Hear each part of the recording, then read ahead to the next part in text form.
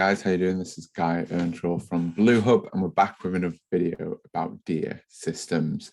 So in this video, we're going to take a brief look at the dashboard. So if you want to have a comprehensive overview of DIA, or you want to look at some of the specific modules like the production module and how the system works more broadly, then make sure you look at the other videos in our channel and subscribe and like so that you can see more of these as we release them. But on this video, what we want to do is just take a look at the dashboard. It's the first screen that everybody's welcome with when they come in today. So it's worthwhile knowing how you can get the most out of it. So what I want to show you first is just some light touch stuff around the design of it. So in this little paint tab here, what you can do is change the colors. So you'll notice that green button has now turned to purple, as well as a lot of the other highlights that you'll see throughout the system, such as when I hover over these buttons. So it's entirely up to you. It makes no impact on the system other than the color scheme. The next one that changes nothing but the layout is that you can move this navigation bar from the left-hand side, how I have it, onto the horizontal here, and there's multiple people at BlueHub that prefer using it this way. I just like it on that vertical side because a lot of the other menus, such as when you go into the CRM, when you go into the products, also set things up to the left. So it's quite a nice view to have that aligned throughout the system. Then there's a couple more features, such as whether you have the layout conform to a fixed width, or whether it's always going to try to stretch it full screen. I like the full screen option. And then the grid view mode, if I just show you down here a little bit, where we have these lines, the grid view mode can be compact like this or default. And default just spreads it out a little bit more, makes it a bit more readable. However, if you want to cram in as much data as possible, then using something like the compact mode can just make sure that you're really getting as much as you can on the screen. So there are a few little light stylistic points about the dashboard. Now let's get into the meat of it. So the most important control for me on the dashboard is here, and it's the date range.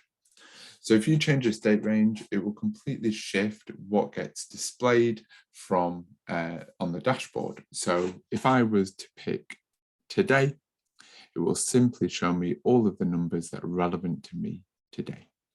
Not going to be a lot of data. So what I'm going to do now is actually extend this, and we're going to look at the last quarter, as well as those pre-selected drop-down date ranges. I can, of course, just customize this. If I now want to push out and look at more of a 6-month trend, then I can pull that through. There we go. Okay. So scrolling down now, I have a series of different boards that all have their own benefits. But first thing here is along the top. This will show you, take you through to some of the key data sets. So here you can go and view your chart of accounts, whether you're using the internal DIA accounting system or the majority of you will be using an integration with Xero or QuickBooks Online. This then allows you to pull all that data and see those chart of accounts. Suppliers, pretty self-explanatory, but that'll take you through to the contact database, as will the link to products and as will the link to customers. And bank accounts, once again, more of an accounting integration mapping sort of tool there. So if I click customers, for instance, what it will do is open up a separate tab that then has within it the customer database. And once again, this is impacted with those design settings up top. So if I now go into default mode, you'll see it spreads it out a bit more evenly. Whereas if we go into compact mode, it will attempt to move it to a single line if it can. And if not, you'll see these double lines or triple lines as you've got here.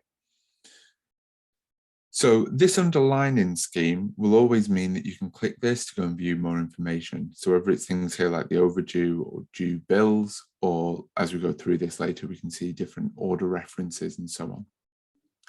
So the next thing about the dashboard that's worth knowing is each user's board is their own. So you can add and remove different modules from this. And also you can edit the layout of those modules within it by simply dragging and dropping and sliding across. You can also expand this. So if I now expand my KPIs, so you've got a bit more of a stylistic look at things, quite nice. So heading down, a few of the key modules that I've got posted, just worth knowing as well, actually, two of the ones that I don't have listed here are the video tutorials. Pretty cool, they are really good with content. And then also discover knowledge base. I think that's one of the most underrated things with Dear, and we'll do a video just on this, but there's a great support resource called the knowledge base. And within there are articles that explain literally every single feature in Dear and every feature of the integrations, and they do a really good job compared to other systems in keeping those resources up to date. So two cool tabs if you are self-implementing, especially if you're quite a small business and you don't have any support at all in setting up your Dear account, then I would highly recommend those two. But I work at BlueHub, so I'm a bit of a pro with Dear, so I'm not going to use those for now. Okay, so nearly all of our clients will have this KPI board. It doesn't give you the detail, and it also doesn't allow you to set what the KPIs are. That's a common misconception. Instead, it just gives you some really high-level KPIs: your revenue, net profit, pending orders, what's now due to be paid, what's overdue to be paid, and then inflows and outflows of money as well. So it's not a customizable set KPIs. In fact, it's a set list that they provide. What's cool about this, though, you can change the style of the graphs. So here I've got a filled line graph. Down here I've got bars. And what's nice about this board, as well as one other that I'll show you in a moment, the bills and orders, is it does have this graphical design to the charts, which in the main reporting section, which is where we get all of our detail in Dear, and that doesn't have these kind of graphical elements to them. So it's quite nice to see that on the dashboard, especially when we know that the dashboard is just to give us a snapshot, intuitive feel for the state of the business during that date range. Something nice and visual really helps you gain that kind of intuition and gut feeling. So heading down here then, we have a few more boards that I want to show you. So the bills and orders is the other one I just mentioned that has a nice graphical view, so you can see what's at draft versus what we're now overdue to pay. And then again, I can click that, takes me through to all of the invoices that we're overdue to pay. This tab here, there's also a similar one for your sales, allows you to see purchase orders or sales orders, depending on which of the boards we look at. And then the orders that are at specific stages of that workflow that we move through in Dear. So here, I can see everything now that's awaiting delivery. I can even see when it's required by. Moving earlier in the process, I can also see any draft orders that are waiting to be approved. And once again, that underlined element means it's a clickable link. So I can see here we've got a reasonable bill from Bayside Club. And now I can pull that across. And now it's taken me through to the transaction where I can now see the status of that. And now that's awaiting payment, but hasn't yet hit overdue because we haven't gone over any dates. Heading down now, very similar board here, but it's for our sales orders. This one's slightly different. This one's quite cool. So it's a very sales-centric board. So we can see who are our top performing sales reps during that period. As you can see here, you can set that up to be actual sales channels as well. A lot of people don't necessarily use that. We can see who are our top customers during that period. Again, I changed that date range up top. I can see who is our top performing customer this month versus the whole of last year. And then you can get that lower level detail. And again, take that through to the customer list. What's cool with these, all of these boards here, is you can actually expand them so they get longer. So now I can show 100. In this case, there isn't 100 customers that bought during that period. Maybe if we go over here, we can see there's 16 orders. So again, that can extend out. Another quite sales-centric board here is your product sales overview. So we can see our top performing products, our worst selling products during that period, top performing brands within the system, and then also regions of sale. I'll be honest with you, I don't really know why that's not on the customer dashboard rather than here. However, alas, here it is. So you can see top performing regions of sale as well.